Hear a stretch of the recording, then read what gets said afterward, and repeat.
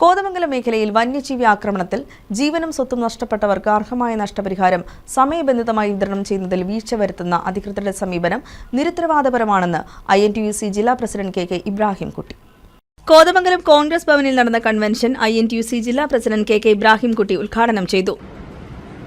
കേരളത്തിൽ നമ്മുടെ ആ വെരിഫിക്കേഷനിൽ നമ്മൾ 10 ലക്ഷത്തിലാണ് മെമ്പർമാരെ നമുക്ക് ക്വാളിഫൈ ചെയ്യാൻ പറ്റും.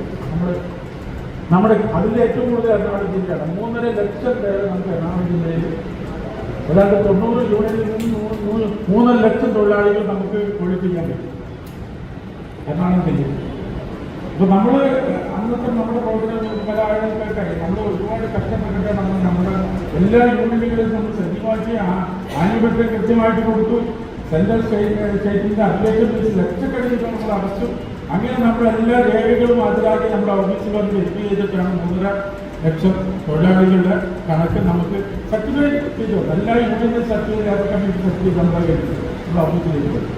ജനരോഷം താൽക്കാലികമായി ശമിപ്പിക്കുന്നതിനുള്ള ഉപായമായി സർക്കാരിന്റെ നഷ്ടപരിഹാര പ്രഖ്യാപനങ്ങൾ മാറുകയാണെന്നും തൊഴിലാളി കുടുംബങ്ങളാണ് വന്യജീവി ആക്രമണങ്ങൾക്ക് കൂടുതൽ ഇരയായി മാറുന്നതെന്നും അധികൃതർ നിസ്സംഗത തുടരുന്ന പക്ഷം ജനങ്ങളെ അണിനിരത്തി തുടർ പ്രക്ഷോഭങ്ങൾക്ക് നേതൃത്വം നൽകുമെന്നും ഇബ്രാഹിംകുട്ടി മുന്നറിയിപ്പ് നൽകി. Regional vice president KC Mathews അധ്യക്ഷത വഹിച്ചു. കീരമ്പാറ ഗ്രാമപഞ്ചായത്ത് പ്രസിഡന്റായി ചുമതലയേറ്റ ഗോപി നാടുകാണിയെ ചടങ്ങിൽ ആദരിച്ചു. മുൻ നഗരസഭാ chairman KP Babu, INTUC regional president advocate Abu Moideen, Congress block president Shameer Panakkal, advocate Basil Joy, Sleeba Samuel, Jiji Saju, Chandralekha Sasidharan, CD Muhammad, Basil Thannikode, CJ Eldhose, Bhanumathi Raju, KE Kasim, Wilson Kochuparambil തുടങ്ങിയവർ പങ്കെടുത്തു. News desk KCV news.